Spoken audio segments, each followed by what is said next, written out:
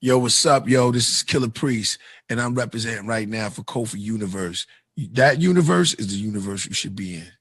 YouTube salute. Camron explains why he deleted Jay-Z's verse off the song. Oh boy, let's check it out. If you're new to my channel, thumbs up the video, hit the subscribe button, click the bell icon to be notified when I upload new content and go live.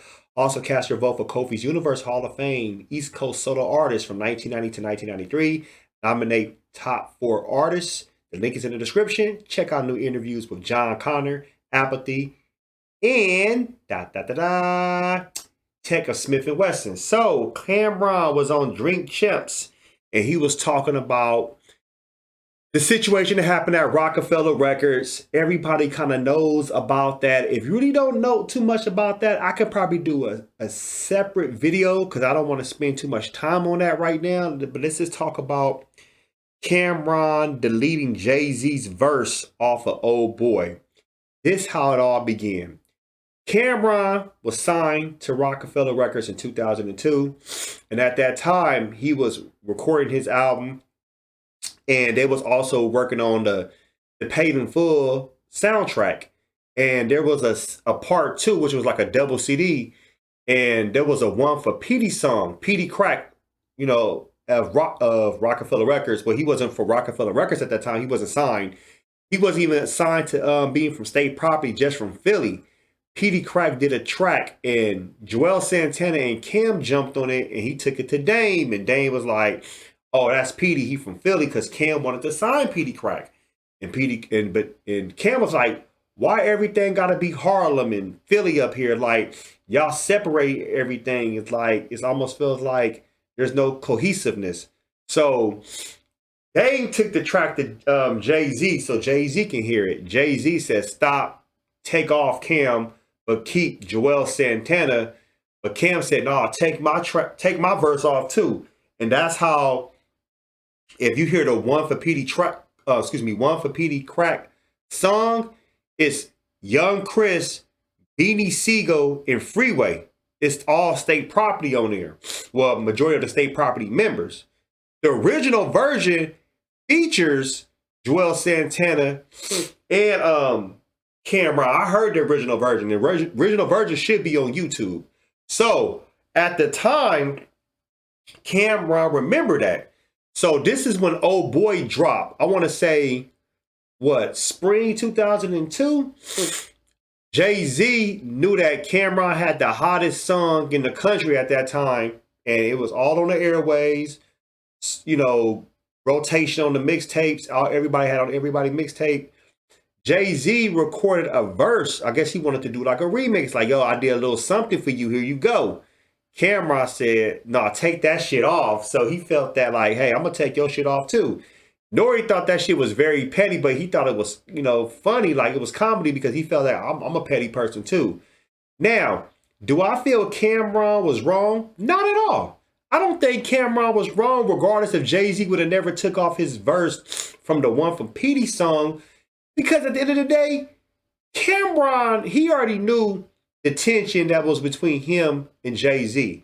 Jay-Z really didn't want Camron to be the vice president of Rockefeller Records. That was more of a Dame Dash alley hoop. And ain't nobody mad about that. So Camron just felt like, you know what? If you're not going to open me with open arms, I don't really care for you either.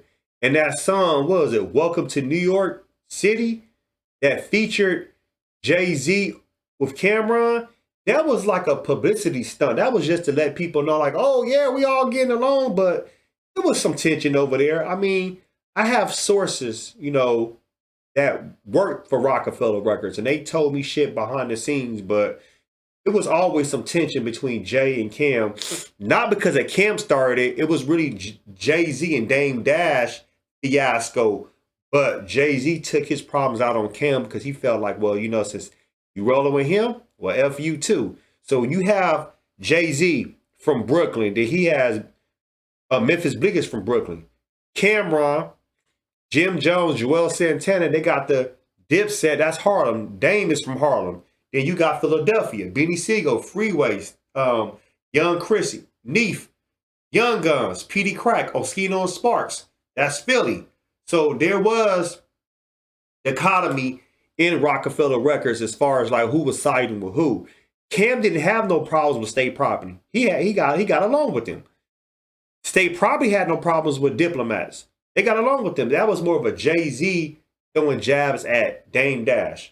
Now, I want to hear from the community. If you know about the Rockefeller record breakup and the fallout and everything that was going down at that time, I want to hear from you. What do you think about this situation? Do you think Cam was right? Do you think he was wrong? Do you think Jay-Z was being petty at first and he started this shit?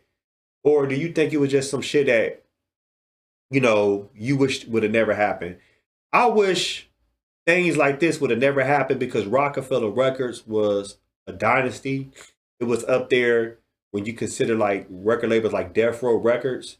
When you have a juggernaut record label, but you let, you know, your egos and your pride can crumble a dynasty as far as like a civilizations. Look at so many civilizations when you have Rome, Greece, Egypt. There's so many civilizations that could have actually stood for a long time, but egos and people coming in, invading, you know, making people take sides, and it's just sad that it went down like that, but that's how it goes though. I mean, if you don't have a strong foundation at the beginning, your house will crumble, it will fall, and a lot of people don't see that. Post your comments below. Hope smash Black Panther, the like button, subscribe to my channel, click the bell icon to be notified when I upload new content and go live.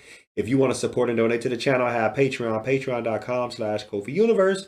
Venmo, CashApp, PayPal, Streamlabs, everything's in the description. Until next time, salute.